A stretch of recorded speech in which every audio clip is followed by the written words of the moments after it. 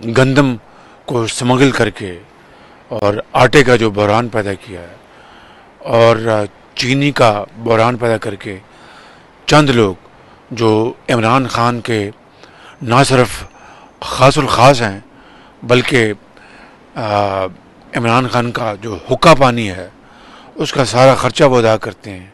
ہوائی جہازوں میں جو سفر عمران خان کے فری ہوتے تھے، آج وہی لوگ آج اس کو ملٹیپلائی کر لیں آپ کئی گنا سے، آج وہ اپنا غریب آدمی کا جو حشر کر کے اس کا غریب آدمی کا بیچارے کا وہ اتنا پریشان ہے کہ زندگی اس کے اوپر تنگ ہو چکی ہے اور قیمتیں چینی کی آٹے کی آسمان سے باتیں کر رہی ہیں. وہ دو چار لوگ جن کی ملیں ہیں، پورا جنوبی پنجاب ان کے کنٹرول میں ہے، وہ اپنے لاکھوں ٹن جو چینی روز کے بناتے ہیں وہ انہوں نے گنا وہ کرش کرتے ہیں.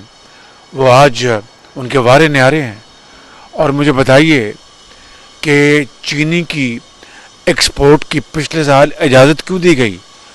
پاکستان تو دنیا کی منڈی میں چینی کے حوالے سے وہ کمپیٹ نہیں کر پا سکتا جب تک کہ سبسڈی نہ دی جائے. تو پی ٹی آئی کی حکومت نے کروڑوں اربوں روپے کی سبسڈی دی.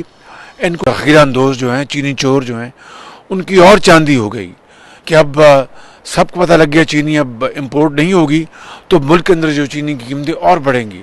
حالانکہ ان کو چاہیے تھا کہ یہ کہہ دیتے کہ چینی جس نے امپورٹ کرنی ہے وہ کر لے، یا ہم چینی امپورٹ کرنے کا باقاعدہ سوچ رہے ہیں، اسی سے چینی کی قیمتیں ملک کے اندر کچھ کم ہوتی اور غریب آدمی کی جان میں جان آتی.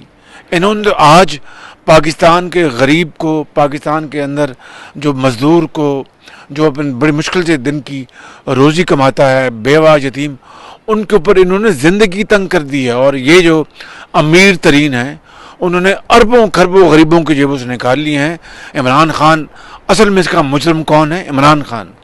اس کے جو تحقیقات کا جو اصل سرا جو ہے وہ عمران خان تک پہنچتا ہے کہ جو اپنا ساری عمر ان کے سہارے اس کے خرچے، گھر کے خرچے، باہر کے ٹرپس، ہوائی جہازوں کے خرچے، ہیلی کاپٹروں کے خرچے جو انہوں نے کیے، آج وہ کئی گنا اس کے اوپر منافع لگا کر وہ جاری رہے گی یا آپ کو تبدیلی؟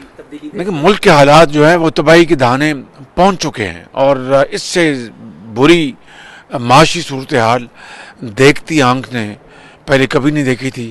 اللہ تعالیٰ پاکستان کے حالات، پاکستان کو محفوظ رکھے اور پاکستان کے حالات تبدیل کرے. شکریہ.